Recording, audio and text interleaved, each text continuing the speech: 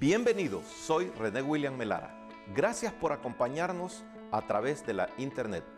Nuestra oración es que el mensaje de hoy sea de bendición y pueda comprender el amor y propósito de Dios para su vida. Si tiene alguna pregunta y desea congregarse con nosotros, la información está disponible en nuestro sitio web en el www.iccmd.org. Dios le bendiga.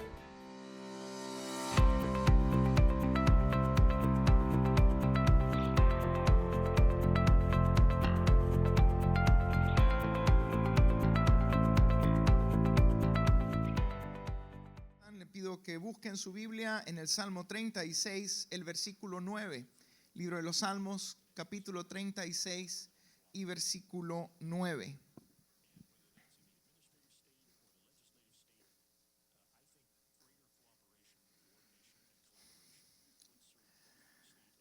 ¿Lo tenemos? Dice la palabra del Señor: porque contigo está el manantial de la vida. En tu luz veremos la luz. Porque contigo está el manantial de la vida.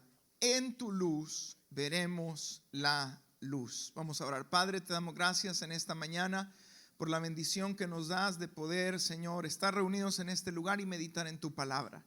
Te pedimos en el nombre de Cristo Jesús que tu Espíritu Santo nos edifique a todos, porque todos, Señor, estamos necesitados de ti. En el nombre de Cristo Jesús oramos, amén y amén. Bien, la luz, estamos en la serie La Luz Verdadera y el título del mensaje de hoy es La luz que resplandece. La luz que resplandece. Y la luz es fundamental para todo lo que vemos, ¿sí? La luz es fundamental para nosotros. De hecho, no podríamos estar reunidos en este lugar si no tuviéramos la luz suficiente para hacerlo, ¿sí?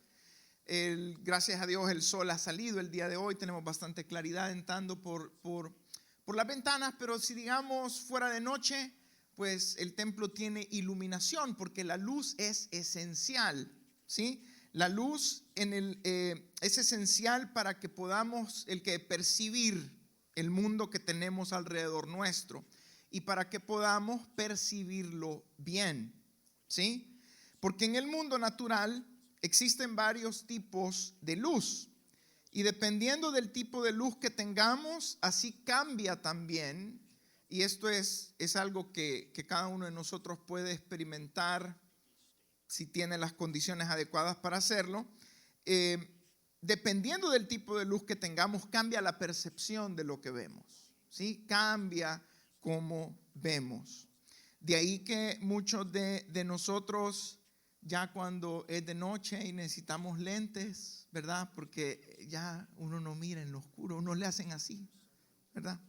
Ya si comenzó a hacerle así, preocúpese. No se preocupe, es normal. Pero el punto es que nuestros ojos, cuando hacen eso, es porque tratan de captar la mayor cantidad de luz que pueden para poder ver lo que tienen alrededor, para no ir a chocar. Un ejemplo de esto es que bajo la luz blanca, esta es la luz que nos proporciona el sol, nosotros podemos ver el color real de las cosas, o sea, el color de las cosas tal y como son. Si lo vemos bajo luz amarilla, los colores se vuelven cálidos. ¿Se ha fijado que hay algunas casas que a veces tienen unos bombillos que son amarillentos como estos que están ahí? Miren, esos son algo amarillitos. Los colores se vuelven cálidos. Bajo la luz azul, los colores se enfrían. Y bajo la luz tenue, los colores pierden intensidad. Y debido a esto, unas rosas rojas. ¿Cuántas hermanas les gustan las rosas? Esta era su oportunidad para decir amén y que su esposo le considera rosas. Debido a esto, unas rosas rojas, unas rosas hermosas de un rojo encendido, pueden verse marrones o negras cuando hay poca luz. ¿Qué quiero decir con esto? Que la luz define mucho de cómo nosotros vemos la realidad en la que estamos. Esto es hablando de la luz natural. Ahora, hablando en el sentido espiritual, en el sentido de la vida, también existe la luz. Y la manera en que nosotros recibimos la luz en nuestra mente, eso también influye en la manera en que nosotros vemos la realidad que está alrededor nuestro. El versículo que nosotros acabamos de leer es introductorio, pero el salmista habla algo muy esencial. Le dice al Señor: en tu luz veremos la luz. Lo que le está diciendo el salmista al Señor es: únicamente tu luz es verdadera.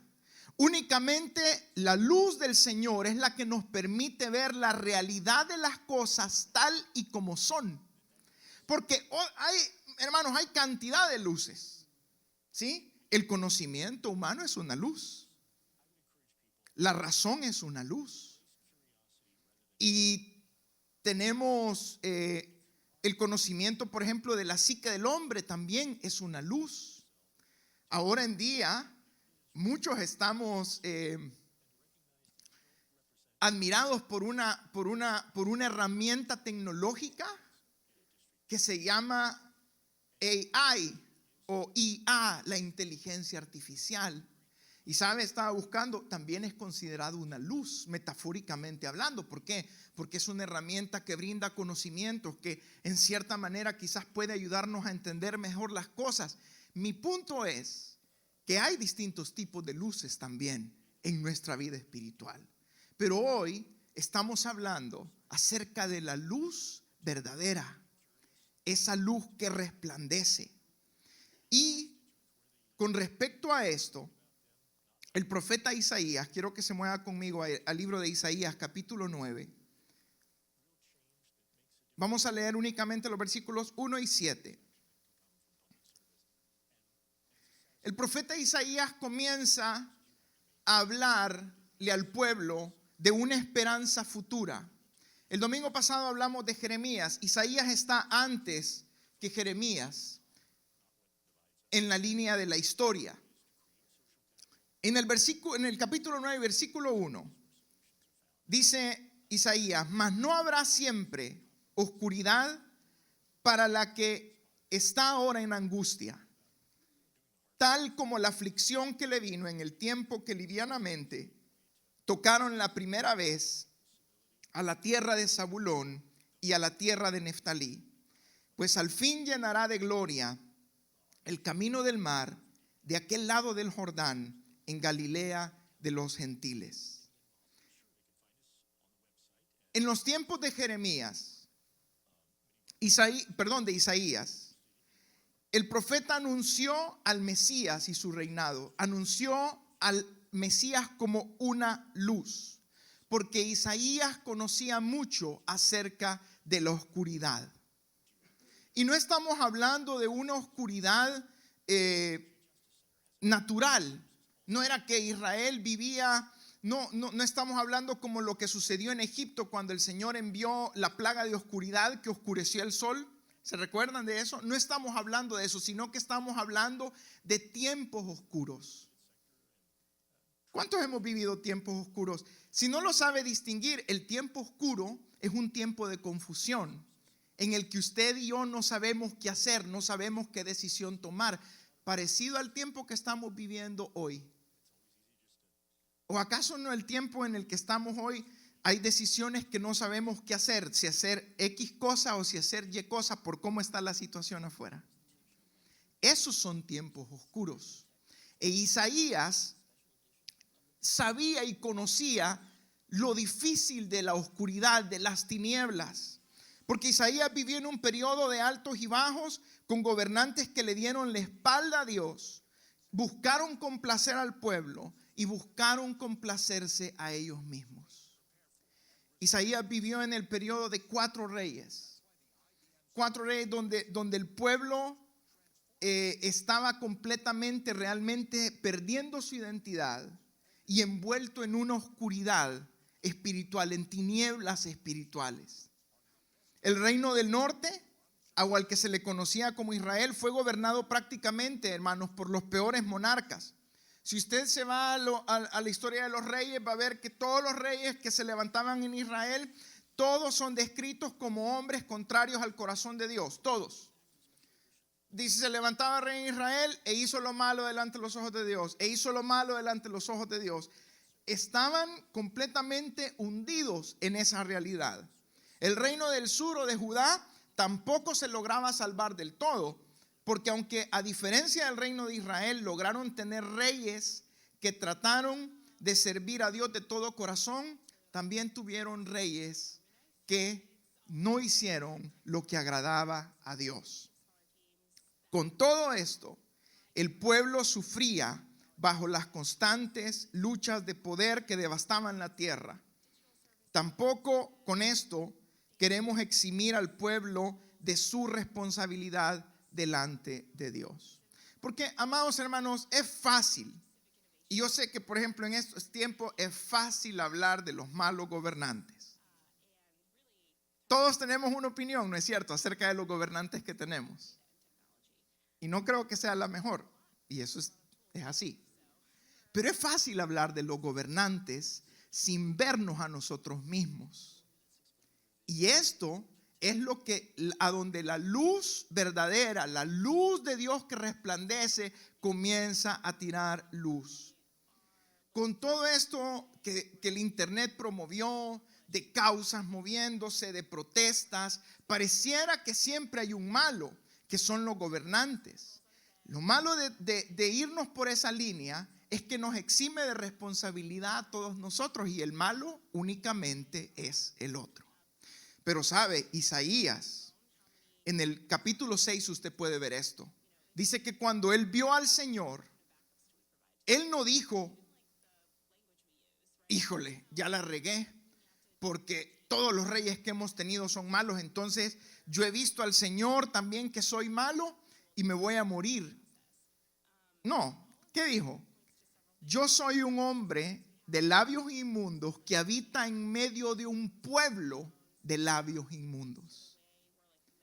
Isaías, al decir esto, estaba reconociendo que la culpabilidad de las tinieblas en las que vivían no era únicamente de los gobernantes, sino que el pueblo también tenía responsabilidad. Y esto no tenemos tiempo en el mensaje para hablar de todo esto, pero usted sabe la idolatría en la que había caído Israel, ¿sí?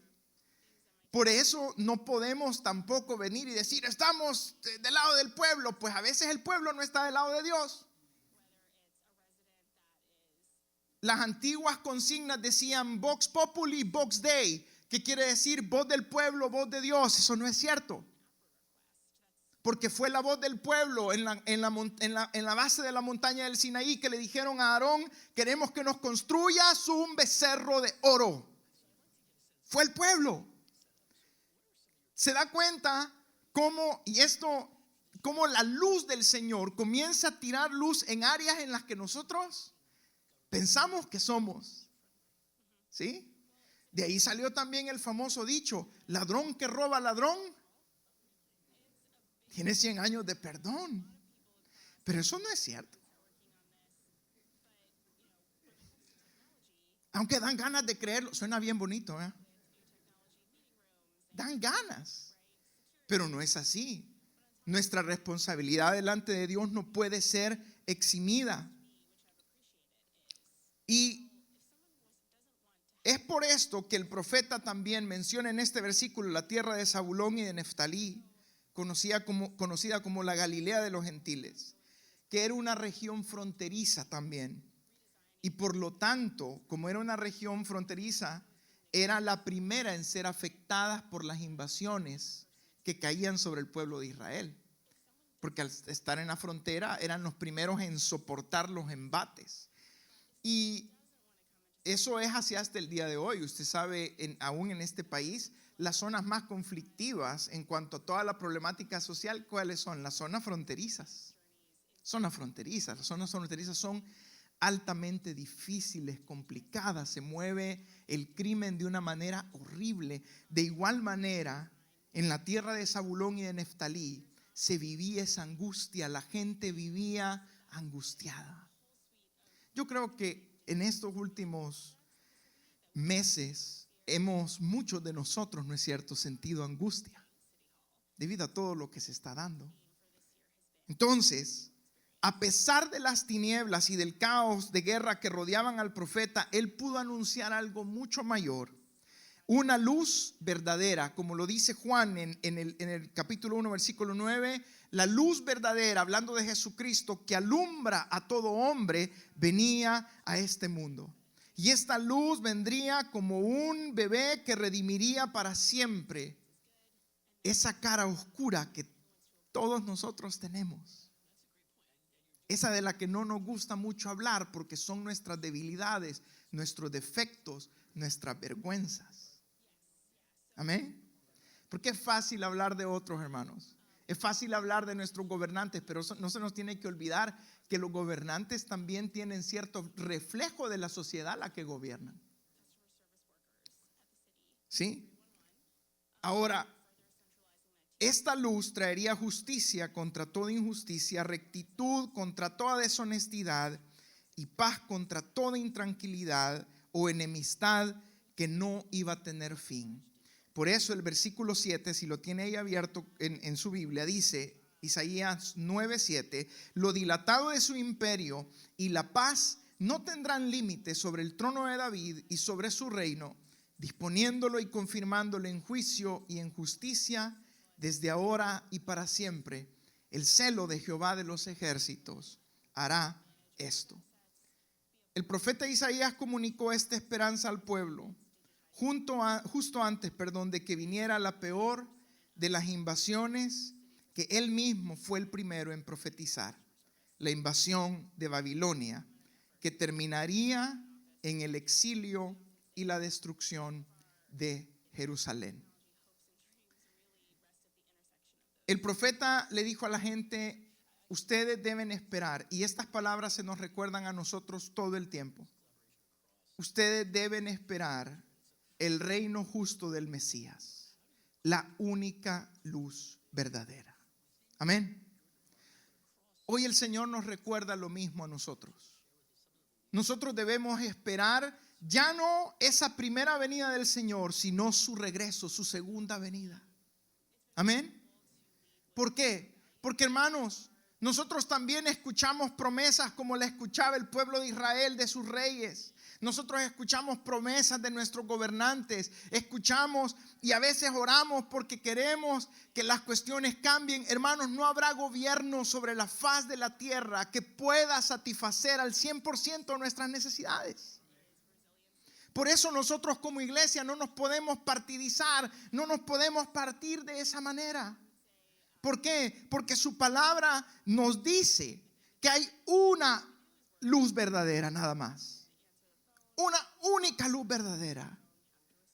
Puede ser que aquí tengamos todos, políticamente hablando, opiniones distintas, y eso está bien. Pero nosotros no podemos pensar que si acogemos una ideología, que si acogemos esta otra manera, vamos realmente a poder vivir de manera satisfactoria. Porque solo una persona puede darnos satisfacción completa, y esa es la persona de Jesucristo. Amén.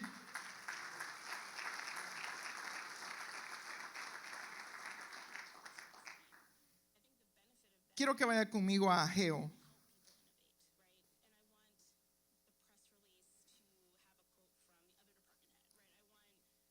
Capítulo 2.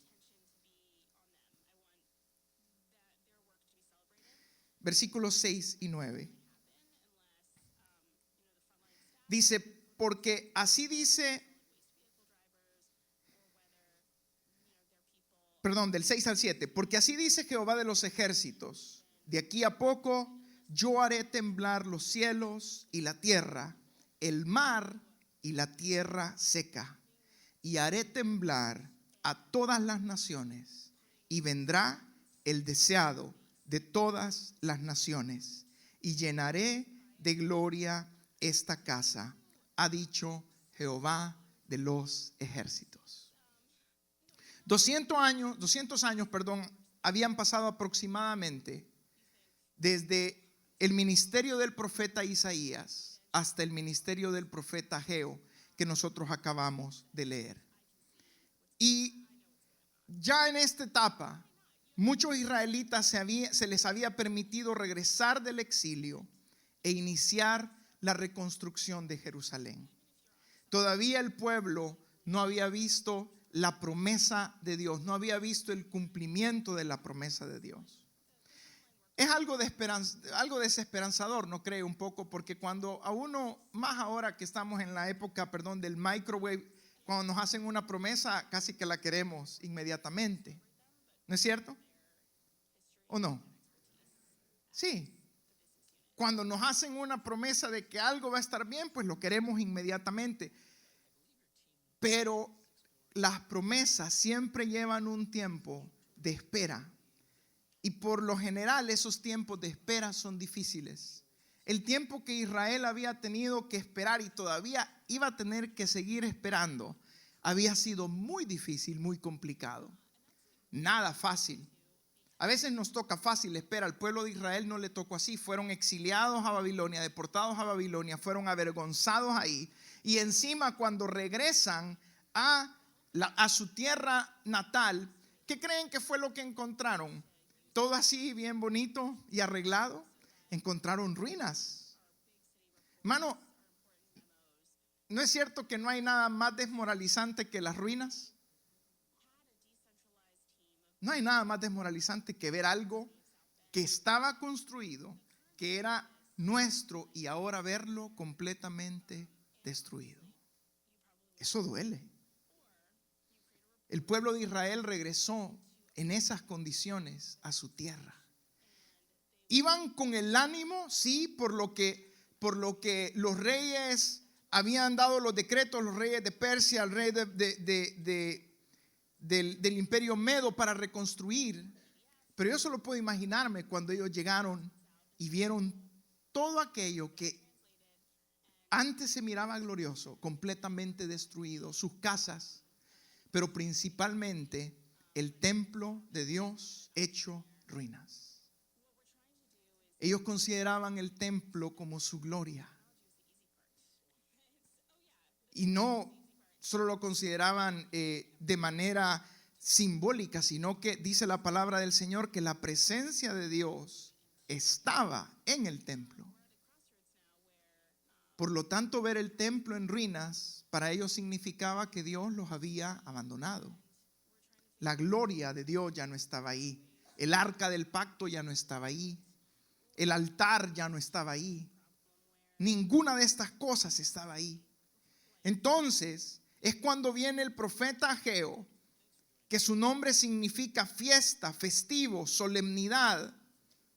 Y Ageo tuvo que animarse a sí mismo. Y el Señor lo animó también para hablarle al pueblo y darle ánimo. ¿Sí? Y darle ánimo. Exhortó al pueblo a la acción. Por eso el Señor le dice en el versículo 4: pues ahora, Zorobabel, esfuérzate, dice Jehová, esfuérzate también, Josué, hijo de Josadac, sumo sacerdote, y cobrad ánimo, pueblo todo de la tierra, dice Jehová, y trabajad, porque yo estoy con vosotros, dice Jehová de los ejércitos. Así que él le dijo: tienen que animarse. ¿Por qué? Porque el deseado de las naciones vendrá. Tienen que animarse a reconstruir. Y estas palabras, amados hermanos, nos sirven a nosotros también hoy en día. ¿Para qué? Para recordar de que el Señor Jesucristo regresará por nosotros. Nuestro hermano Elío nos decía: alegrémonos. ¿Por qué? Porque el Señor Jesucristo regresará por nosotros. Pero se da cuenta que a veces no nos alegramos mucho, porque ese amén es como: ay no, Señor, todavía no vayas a venir porque no me he casado. No, Señor, todavía no, porque me hace falta este negocio que está aquí. Y esto, de hecho, esa sensación era el mismo problema que los israelitas estaban teniendo en la reconstrucción. ¿Por qué? En lugar de terminar de reconstruir el templo de Dios, se enfocaron únicamente en reconstruir sus casas. En lugar de venir y de decir, vamos a restablecer el culto, claro, estamos hablando en el antiguo pacto, vamos a reconstruir el altar, se enfocaron demasiado únicamente en su vida terrenal, en las cosas que necesitaban ellos hacer. Claro, tenían que reconstruir sus casas. Muchas de sus casas han de haber estado algunas niveladas, otros con grandes hoyos en el techo. Recuerden, Babilonia la atacó la ciudad, ¿sí? Y no iban con piedritas, manos, iban con máquinas que podían lanzar piedras enormes, flecheros. Prendieron a fuego la ciudad. Pero este aliento el pueblo del Señor lo necesitaba después del exilio. Eso era justamente lo que necesitaban. Es justamente lo que necesitamos escuchar nosotros. ¿Para qué? Para animarnos a vivir para el Señor. Para ellos era ánimo de la reconstrucción del templo, porque lo habían descuidado. Habían dos razones por las que habían descuidado la construcción del templo. Uno era la amenaza de los enemigos. Los amedrentaron, ¿sí? Los israelitas recibieron la visita de gente de alrededor que había enviado cartas, y usted va a leer ahí que dice que detuvieron la obra, dice, con violencia. Y violencia, hermano, significa violencia. No es como cuando a veces viene el condado con una carta, miren, no, estos venían con violencia. Y número dos, la urgencia del momento. Esas dos cosas evitaban que el pueblo pudiera construir el templo. Uno, la amenaza de sus enemigos, y dos, la urgencia del momento. ¿Por qué? Era urgente, ¿sí? Reconstruir sus casas. Era urgente.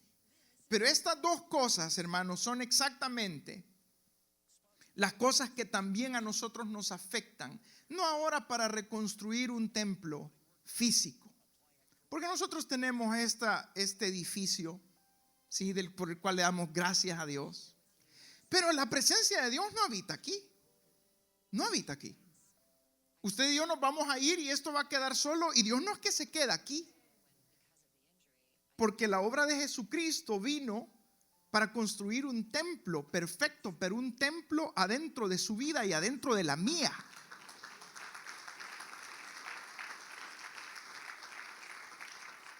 Ahora nosotros somos el templo de Dios, ¿sí? Por eso también, amados hermanos, esto nos ayuda a poner en perspectiva las cosas. Recuerdes, estamos hablando de esa luz verdadera, esa luz que nos hace ver la realidad de las cosas. Porque muchos a veces decimos, no, en el templo hay que portarnos bien. Bueno, ¿y afuera? Porque resulta que hoy el templo lo andamos cargando nosotros. Pablo dijo que ¿acaso no saben que su cuerpo es templo del Espíritu Santo? Amén. Por eso de nada sirve a veces, hermanos, que nosotros respetemos. Sí, está bien respetar este lugar, pero si nuestra vida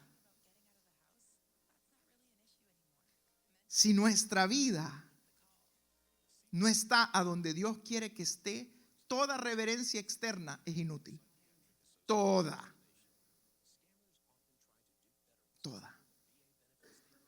Entonces, el mensaje proclamado de la venida del deseado de parte de Ageo llega a los oyentes y da en el blanco.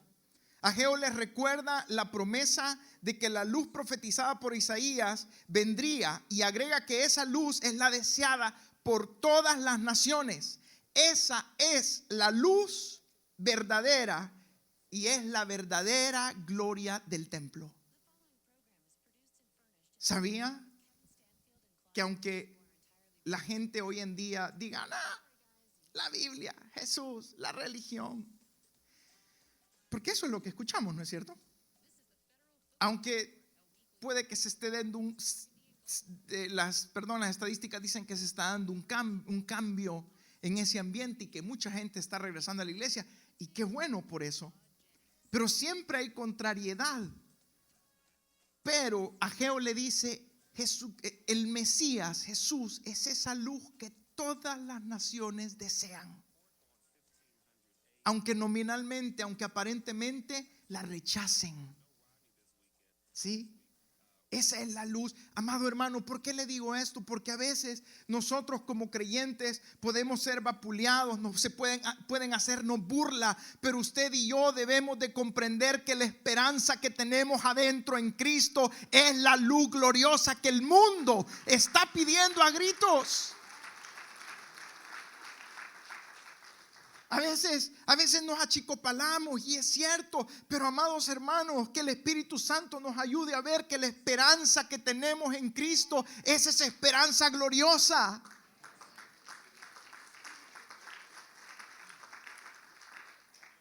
Y cuando esta luz llega, cuando en la espera de la luz esta profecía llega, el pueblo de Israel se da cuenta de que sus prioridades estaban desalineadas, estaban atendiendo demasiado las cosas personales, estaban atendiendo demasiado sus proyectos personales, sus planes, los estaban atendiendo demasiado.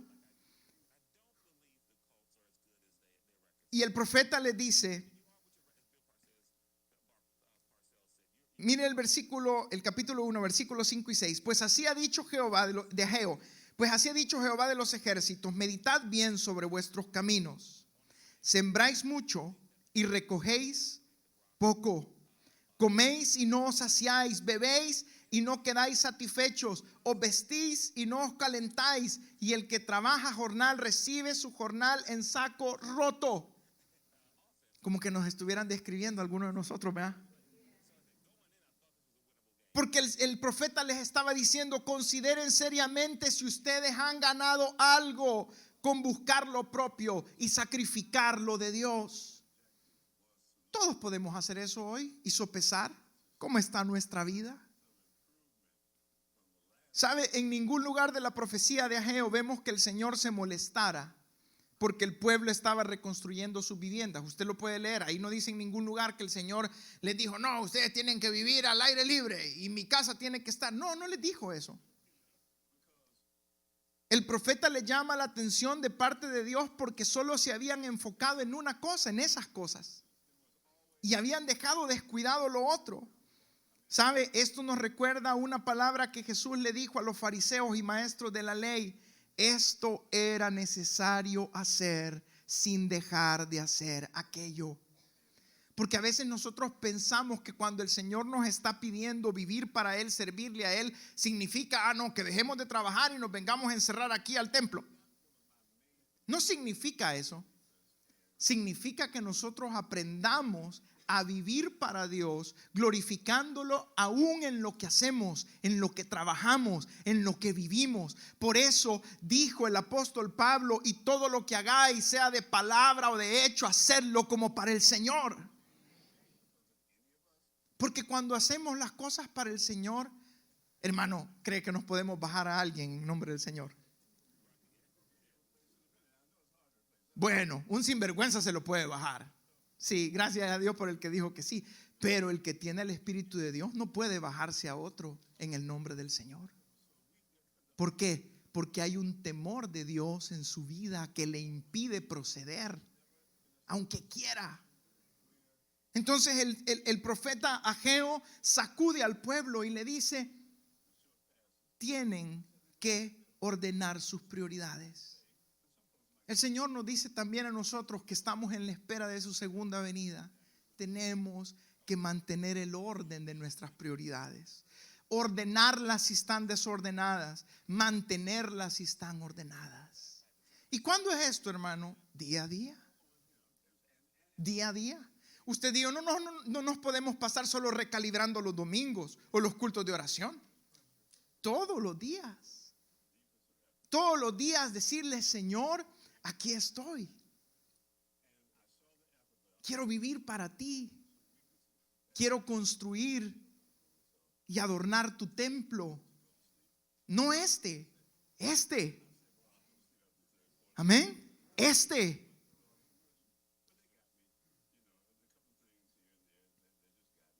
Por eso nosotros que estamos viviendo en los últimos tiempos de los días más prometedores, hay mucho más que todavía no ha sucedido. Y aunque el deseado de las naciones ya vino, nosotros esperamos su regreso. Y solo tenemos que ir a los evangelios, hermanos. El mismo Jesús dijo, ¿cómo nos va a encontrar el Señor? ¿Cómo nos va a encontrar esperando? Tenemos la parábola de las 10 vírgenes, la parábola de los talentos, la parábola de los siervos. ¿Para qué están ahí? Para que nosotros cada día podamos autoexaminarnos. No examinar al hermano, porque nos gusta, ¿verdad? Autoexaminarnos, vernos a nosotros primero. ¿Qué reflejan, hermanos, nuestras prioridades? Si hacemos una lista de vida hoy, ¿qué reflejan las cosas que hacemos? ¿Reflejan que estamos viviendo para Dios, adornando el templo de nuestro corazón? ¿O refleja que solo estamos jalando para las cosas materiales? Otra vez le repito, no es malo que usted tenga una casa, no es malo que tenga un buen carro. Bendito Dios porque lo ha bendecido. Pero el Señor nos dijo que su corazón, que su tesoro no sea ese, sino que nuestro tesoro sea sus promesas, sean sus palabras, porque eso es lo que nos va a sostener. Sí, tiene comida el día de hoy y tenemos, pues gloria a Dios. Vamos a ir a desayunar después de esto, pues bendito sea el Señor, pero reconociendo que toda buena dádiva y todo don perfecto desciende de lo alto.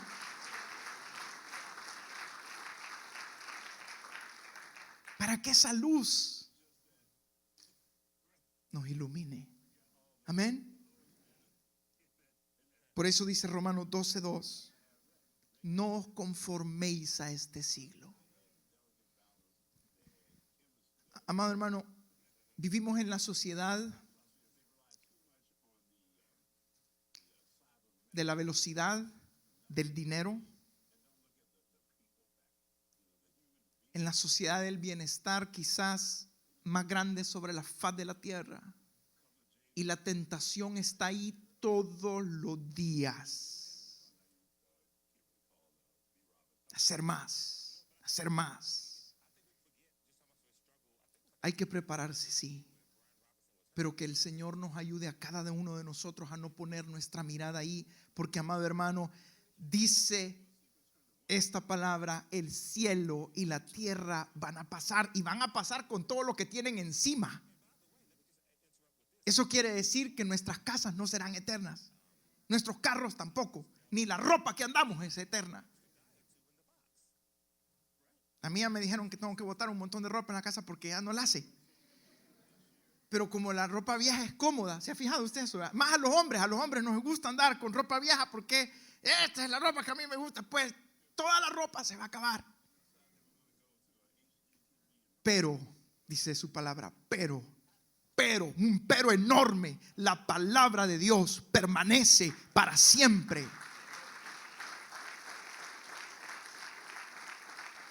Permanece para siempre. Por eso no podemos conformarnos a este siglo, a la manera en que los demás, si otros hacen marufiadas, nosotros no.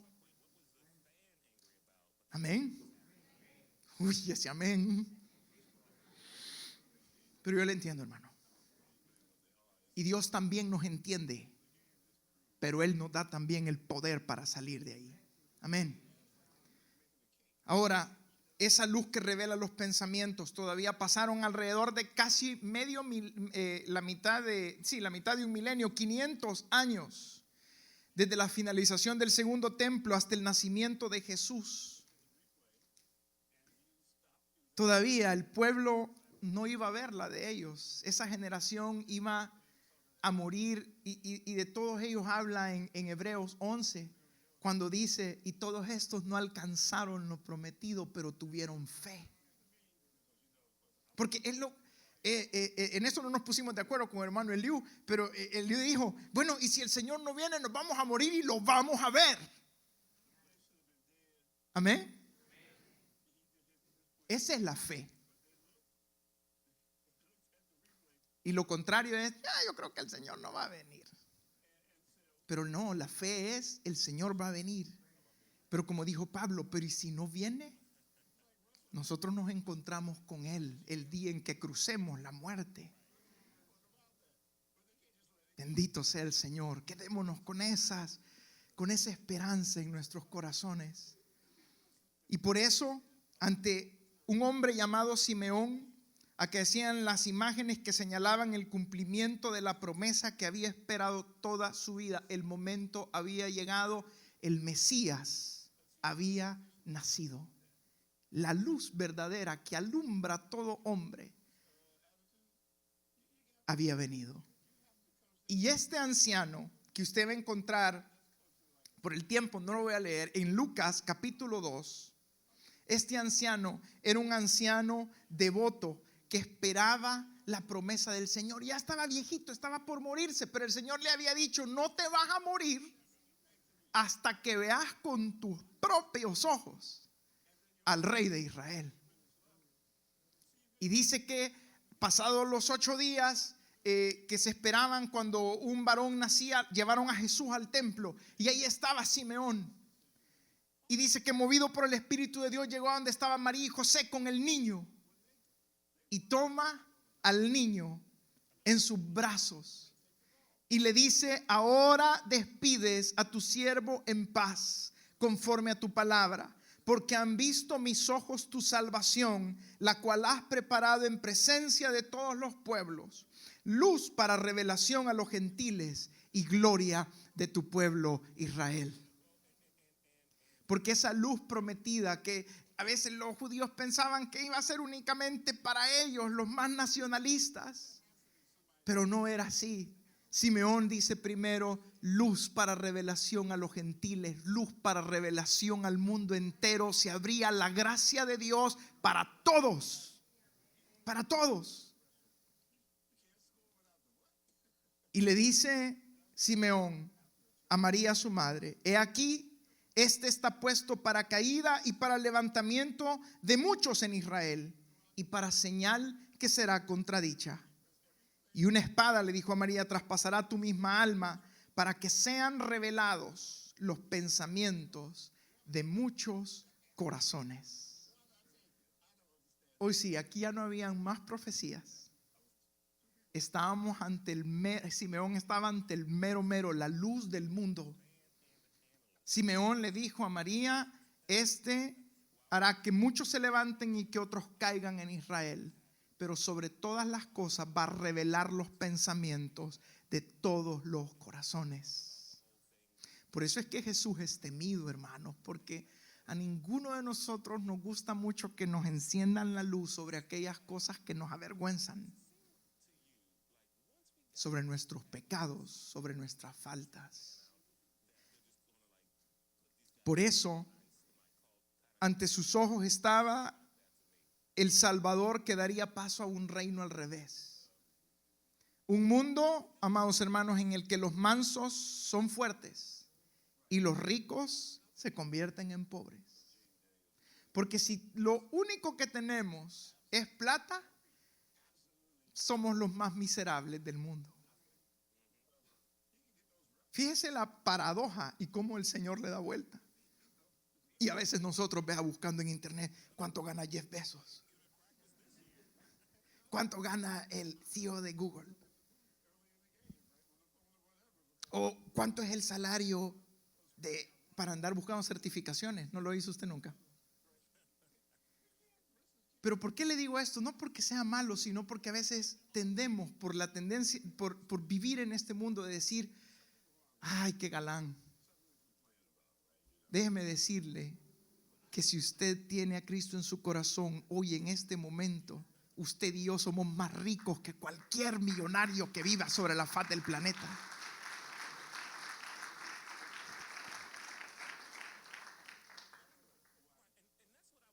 Su venida, amados hermanos, invierte nuestra visión del mundo y nos ofrece una nueva manera de verlo, porque Él es la luz verdadera. El nuevo nacimiento hace esto en nosotros, ¿sabe?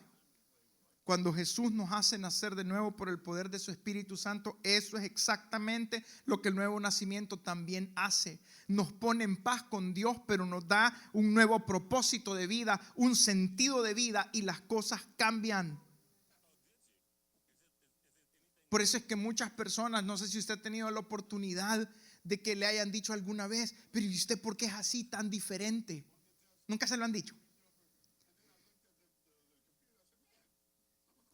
No tenga pena en decirlo, sí. De una buena manera. Pero sí, muchos no creyentes dicen, ¿y usted por qué no se enoja tanto? ¿O por qué no responde de vuelta? Porque el Señor cambia, transforma. Transforma. Y cuando esto sucede, hermano, es necesario renunciar a nuestras propias tendencias, a racionalizar todo en lugar de tener fe, porque la luz revela lo que hay en las tinieblas. Mire, esto viene desde hace muchísimo tiempo, cuando este movimiento de la ilustración, en decir que la razón nos iba a llevar a una civilización perfecta, pues hasta el día de hoy estamos un poquito más fregados todavía que en ese tiempo. Y a veces lo queremos entender todo y escuchamos en las noticias de nuevos descubrimientos científicos y que este descubrimiento científico comprueba que Dios no existe, y usted se puede ir por ahí. Y no es malo que estudie, no le estoy diciendo, por favor no lo tome, y los jóvenes que están aquí no lo vayan a tomar, ya ven, no voy a estudiar porque de nada sirve. ¿Cómo no? Estudien, estudiemos. Pero la fe, hermanos, y Jesucristo, la fe en Jesucristo es algo más grande, es algo infinito, es algo incomprensible, es insondable. Por más que lo queramos meter en una fórmula, que lo queramos meter en el método científico, no lo vamos a lograr. ¿Por qué? Porque sobrepasa nuestro entendimiento. Por eso es necesario renunciar a ese deseo de quererlo tener todo controlado. ¿Cuál es lo que el Señor pide de nosotros? Creer en Él. Todo lo demás lo vamos a entender después. Pablo mismo dijo, entonces dijo,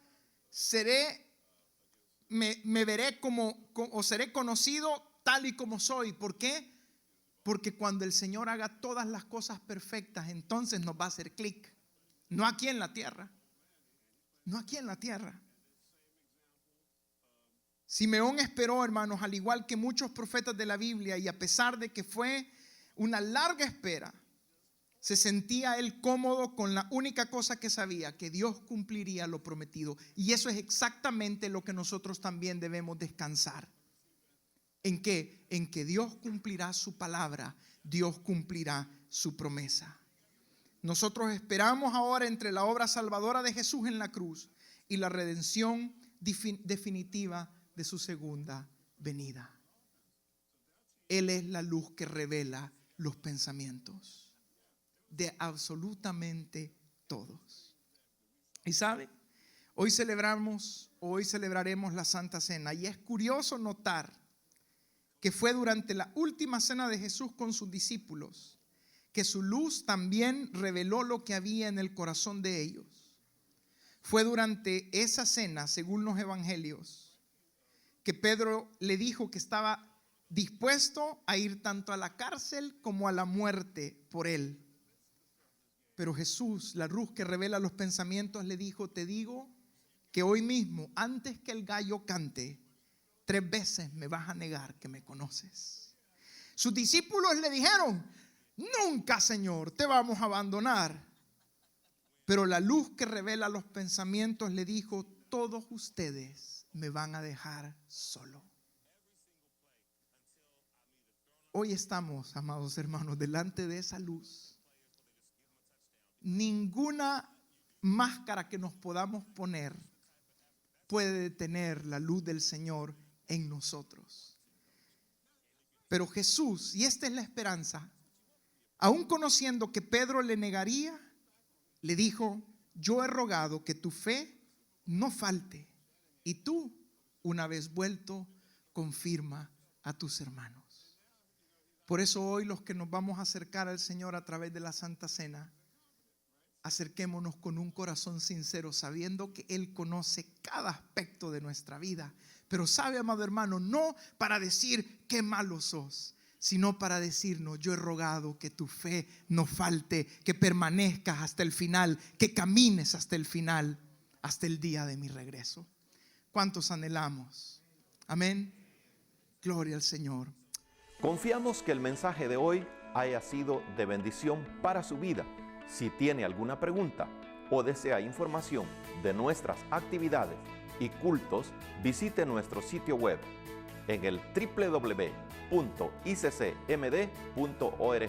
Muchas bendiciones.